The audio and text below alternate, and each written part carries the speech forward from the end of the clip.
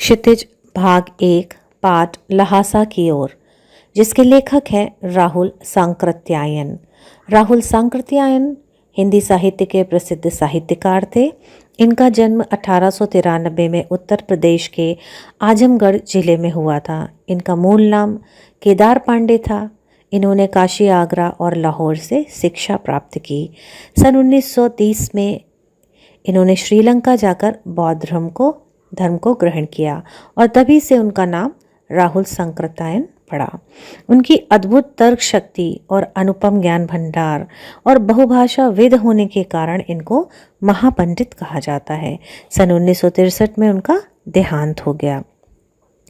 राहुल जी ने अनेकों कहानियाँ, उपन्यास, निबंध, आत्मकथाएं, यात्रा वर्णन, जीवनी आदि लिखी हैं और इन्होंने अनेक प्राचीन ग्रंथों का हिंदी में अनुवाद भी किया है।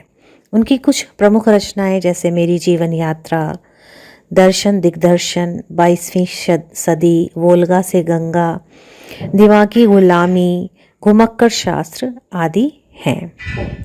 राहुल जी बहुमुखी प्रतिभा के धनी थे। उन्होंने धर्म, दर्शन, लोक साहित्य, यात्रा साहित्य, राजनीति आदि विविध क्षेत्रों में महत्वपूर्ण कार्य किया है।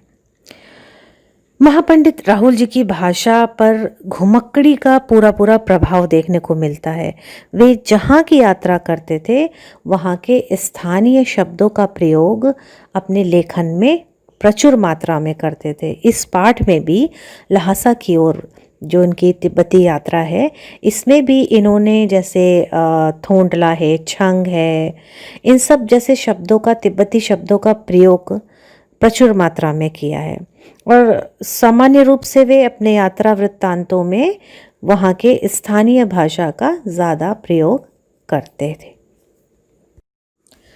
लहासा की ओर यह एक यात्रा वर्णन है। इस पाठ का सारांश आज मैं आपको बताऊंगी।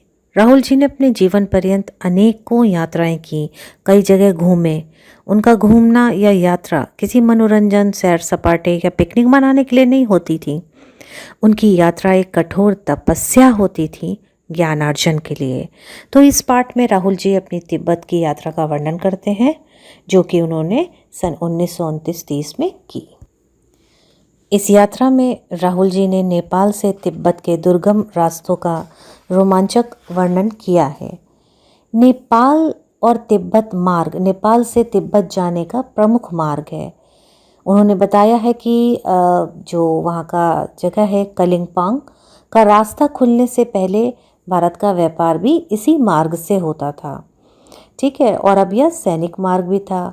आज भी इस पर अनेक चौकियाँ तथा किले बने हुए हैं। कभी यहाँ चीनी सेना रहती थी। आज उनके कई फौजी मकान गिर चुके हैं और कुछ मकानों में किसानों ने डेरा जमाया हुआ है। इसके बाद वो तिब्बत का सामाजिक जीवन की व्याख्या करते हुए कहते हैं कि तिब्बत के जीवन में आराम तथा कठिनाइयाँ हैं। बहुत आसान जीवन नहीं है। यहाँ जाति पाति और छुआछूत तो नहीं है। ठीक है, जैसे और जगह पर जात पात और छुआछूत मानते हैं और लोगों से अपरिचित लोगों से विभिन्न व्यवहार करते हैं, यहाँ पर ऐसा नहीं है। और यहाँ की जो औरतें हैं, उनका भी जो दर्जा है, वो उनका भी जो स्तर है वो ऊंचा ही है। वो पर्दा भी नहीं करती हैं और अगर कोई भी अपरिचित व्यक्ति घर के अंदर आ भी जाता है तो वो उनका आदर भाव करती हैं और यदि वो चाय वाय बनाने के लिए कहता है तो वो बना लेती हैं, उसके लिए बना के ला देती हैं। अब जब तिब्बत की जो चाय होती है वो हम लोग की चाय की तरह दूध और इस तरह से डाल के नहीं बनती है। वहाँ की चाय में मक्खन और सोडा वगैरह डालकर कूट कर उसको चाय बनाई जाती है। ठीक है ना, क्योंकि वहाँ ठंड बहुत पड़ती है और वहाँ की चाय और हम लोग की चाय में बहुत अंतर होता है। तो वो यही बताते हैं कि वहाँ की जो औरतें थीं वो इतनी आदर सत्कार करती थीं कि वो किसी अपरिचित व्यक्ति के लिए भी इतना वो उसके लिए कर देती कि उसके लिए चाय बना देती। फिर आगे लेखक बताते हैं कि जब वो पहुँचे वहाँ पर तो उन्होंने एक परित्यक्य चीनी उनको किला मिला। वहाँ पे परतकी का मतलब है त्यागा हुआ, मतलब पहले वहाँ पर चीनी किला, चीनी के फौज के व्यक्ति वगैरह रहते थे। ठीक है, जब वो वहाँ से चले तो एक आदमी राहदारी मांगने के लिए आया। राहदारी का मतलब होता है टैक्स। ठीक है, तो लेखक ने अपने और अपने साथी जो उसके साथ चल रहे थे, जो एक बौद्ध भिक्षुक थे, वो उनके साथ इस यात्रा पे थे। उनका नाम था सुमति। तो वो जो चिट लाए थे वो उसको राहदारी मांगने वाले को दे दी।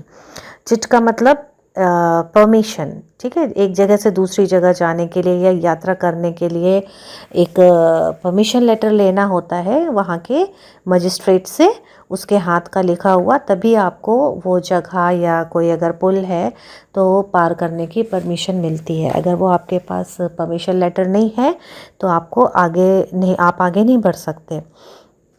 तो जो सुमति थे उनकी बहुत अच्छी जान पहचान थी। ठीक है, तो उनकी जान पहचान के कारण उनको थोंगला के आखिरी गांव में ठहरने की अच्छी जगह भी मिल गई।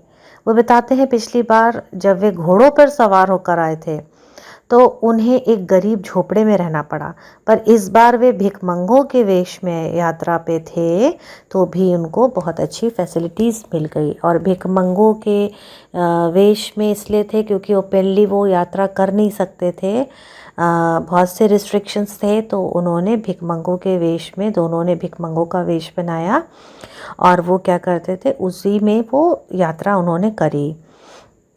ठीक है, उनके यात्रा में कई सारे उतार चढ़ाव आए और कई खतरनाक जगहें भी आईं। ठीक है, वहाँ पर एक जगह थी डांडा। ठीक है, वो एक खतरनाक जगह थी। 16-17 हज़ार फीट की ऊंचाई पे स्थित वो जगह थी और चारों तरफ अगर देखो, दोनों तरफ उसको ऊंचाई पे उसके मीलों तक कोई गांव ही नहीं, दूर दूर तक ना गांव ना व्यक्ति, कुछ नहीं, बिल्कुल एकदम सुनसान खतरनाक जगह थी वो। नदियों के मोड़ों और पहाड़ों के कारण यहाँ आदमी भी नहीं दिखाई देते थे। घुमावदार ये स्थान था।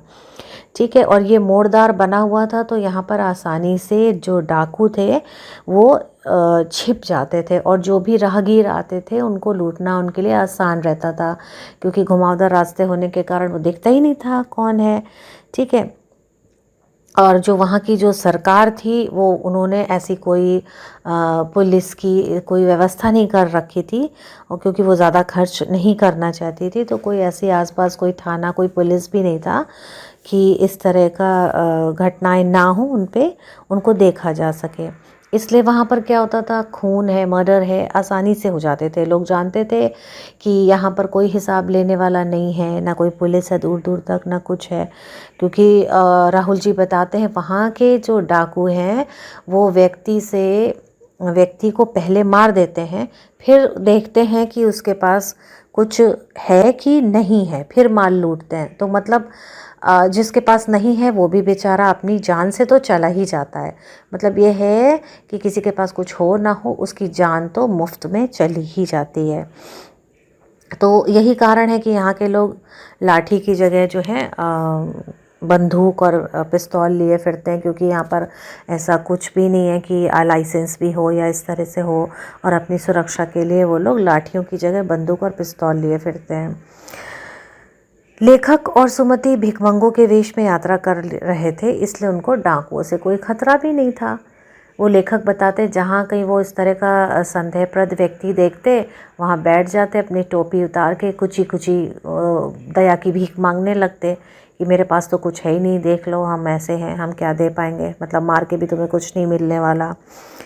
ठीक है, अगले दिन उन्होंने क्या करा, 16-17 मील की ऊंचाई पे चढ़कर उनको लंकोर पहुंचना था, ये भी एक जगह थी, इसलिए उन्होंने अपने लिए घोड़े कर लिए। और घोड़ों पर भी उनको काफ़ी परेशानी हुई, लेकिन किसी तरीके से वो दोपहर के समय डांडे पहुंच गए। 17-18 हज़ार फुट की ऊंचाई थी उसकी, जहाँ पर उनको चढ़ के जाना था। दाहिनी तरफ हिमालय की हज़ारों बर्फीली चोटियाँ थीं। पर भीटे की तरफ वाले पहाड़ बिल्कुल नंगे थे। मतलब जो ऊंचाई वाले पहाड़ थे वो नंगे का मतलब ये है बेटा कि ना पहाड़ जो हैं दो तरह से कवर होते हैं, या तो हरियाली से, ग्रीनरी से, पेड़ पौधों से, जंगल से, है ना, और या तो आपके बर्फ़ से। तो ना वहाँ पे कोई हरियाली थी, ना वो बर्फ़ से कवर थे, वो बिल्कुल ऐसे ही थे, खाली थे। सर्वोच्च स्थान जो था वहाँ का, वो डांडा के देवता का स्थान था, जिसे पत्थरों, सींगों तथा रंग बिरंगी झंडियों से सजाया जाता था। ठीक है, तो ये वहाँ पर पहुँचे और इन्होंने समय बिताया। अब उसके बाद क्या हुआ, अब इनको उतने ऊंचे पहाड़ से वापस भी आना था। ठीक है, तो अब ये वहाँ से उतरने लगे और लेखक बताते हैं कि उनका घोड़ा जो था वो बहुत धीमे चल रहा था। लेखक जब उसको आगे चलने के लिए कहता तो वो और पीछे पिछड़ जाता। आगे जाकर उनको दो रास्ते दिखे। ठीक है, दाएं जाएं कि बाएं जाएं, वो पिछड़ गए अपने दोस्तों से। अब उनको समझ में नहीं आ रहा था किधर जाना है, तो वो बाएं रास्ते पे चल गए। 1.5 मील जाने के बाद उनको पता चला कि वो तो रास्ता भटक गए हैं। फिर से वो उसी स्थान पर वापस आए जहाँ से उन्होंने अपनी यात्रा आरंभ करी थी, और फिर से वो सही रास्ते पर चले। शाम के 4-5 बज गए थे और तब वो वहाँ पर सुमति के पास जाके पहुँचे। सुमति जो था उनका इंतज़ार कर रहा था, वो गुस्से में था। उसने कहा, मैंने इंतज़ार करते करते दो टोकरी कंडे फूंक डाले। कंडे आप जानते होंगे, उपलों से जो बनाए जाते हैं, ईंधन। ठीक है, चाय भी उसने बना ली थी कि सब लोग बैठ के साथ में पियेंगे, लेकिन 3-4 बार चाय भी गर्म करी और तुम्हारा तो कुछ पता ठिकाना नहीं है। तो फिर लेखक ने उनको अपनी मजबूरी बताई। तो ये सुन के खैर जो सुमति थे वो शांत हो गए। फिर लंकोर में वे एक अच्छी जगह ठहरे और वहाँ पर उनको चाय, सत्तू और एक तरह का खाद्य पदार्थ होता है जिसको थुपका बोलते हैं, वो खाने को दिया गया, एक डिश होती है। उसके बाद वो तिंगरी के विशाल मैदान में गए। ठीक है, चारों ओर पहाड़ियाँ थीं और मैदान के भीतर भी एक पहाड़ी थी जिसका नाम था तिंगरी समाधिगिरी। ठीक है, उसके आसपास अनेक गांव थे जिसमें सुमति के यजमान रहते थे, यानी सुमति के परिचित जान पहचान के लोग रहते थे जो होस्टिंग उनकी करते थे, जो सुमति को जानते थे। सुमति सब जगह जाना चाहते थे ताकि उन्हें गंडे पहुंचा सकें। गंडे आप उसको कह सकते हैं कि किसी मंत्र को पढ़कर बांधा गया कपड़ा, जो ताबीज़ जिसको आप बोलते हैं, हाथ पे या गले में बांधा जाता है। इस गंडे की बड़ी मान्यता होती है और यहाँ पर ये वो उनको बांटना चाहते थे जो वो लाए थे। ठीक है, गंडे पतली पतली चिरी बत्तियों से बनाए जाते थे। गंडे ख़त्म हो जाने पर वो और कपड़ों से नए गंडे बना लेते। ठीक है, कपड़ों में लपेटकर वो बनाए जाते थे। लेखक ने सुमति को दूर दूर के गांव में ना जाने के लिए राजी करा। ठीक है, उसने कहा यहीं आप अपना गंडे बना के आप यहीं बांट दो। फिर अगले दिन क्या हुआ, अगले दिन लेखक और सुमति ने सुबह सुबह 10-11 बजे चलना शुरू करा, लेकिन उस दिन धूप जो थी बहुत कड़ी थी। दिन में 2 बजे धूप के कारण उनका माथा जलता था, तो पीछे का कंधा बर्फ सा ठंडा हो जाता, क्योंकि धूप जो थी सीधे उनके मुंह पे पड़ रही थी। धूप से बचने के लिए उन्होंने सिर पर मोटा कपड़ा उनको रखना पड़ता था। ठीक है, उसके बाद किसी तरीके से वो चलते चलते तिब्बत की ज़मीन के तिब्बत में पहुँचे। ठीक है, वहाँ की जो ज़मीन थी वो छोटे बड़े कई जागीरदारों में बटी हुई थी। इन जागीरों का काफ़ी हिस्सा जो है मठ और विहार के हाथ में है। ठीक है, ज़मीनें तो काफ़ी होती थी, लेकिन काफ़ी हिस्सा जो उनका होता था मठ, और जिसको आप विहार बोलते हैं, भिक्षुओं के रहने की जगह और पूजा पाठ की जगह, उसमें बटी रहती थी। तो हर जागीरदार बेगार मजदूर से खेती कराता था। खेती का प्रबंध कराने के लिए कोई कोई भिक्षु अपॉइंट करा जाता था, जो हेड होता था, जिसको राजा के समान, एकदम महापंडित के समान उसको आदर और सम्मान मिलता था। ठीक है, वहाँ पर खेती का जो प्रबंध कराता था, जो मेन उनकी ज़मीन का और खेती का जो देखरेख करता था, वो कोई बड़ा भिक्षु करता था, और उसको क्या होता था, राजा के समान ही आदर दिया जाता था। ठीक, लेखक और सुमति वहाँ से शेखर विहार पहुँचे और उसका मुखिया भिक्षु जो था वहाँ पर, उसका नाम था नमसे। वो एक भद्र पुरुष था। यद्यपि लेखक का वेश भिखमंगों सा था, फिर भी वो उससे बड़े प्रेम से मिला। और यहाँ एक बौद्ध मंदिर भी था, ठीक है, जिसमें जो थे बुद्ध वचन के अनुवाद की जो थी वो करीब करीब 130 हाथ से लिखी हुई किताबें रखी हुई थी।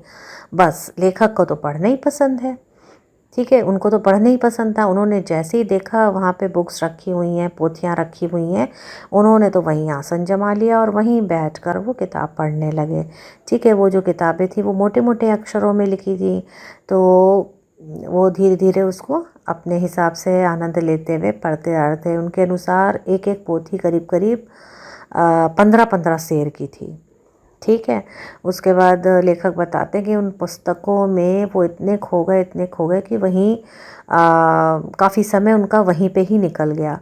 फिर सुमति ने यजमानों के पास जाने के बारे में पूछा कि भाई चलो कि यहीं बैठे रहोगे, तो उन्होंने कहा ऐसा करो कि तुम चले जाओ। तो लेखक ने उसको जाने की अनुमति दे दी और फिर वो वहाँ पर चले गए। लौट भी आए जल्दी और इन्होंने कुछ किताबें भी पढ़ ली।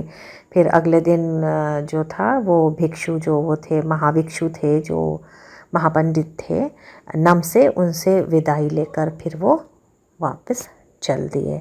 तो ये था पाठ का सारांश बच्चों। आशा करते हैं कि आपको समझ में आएगा। धन्यवाद।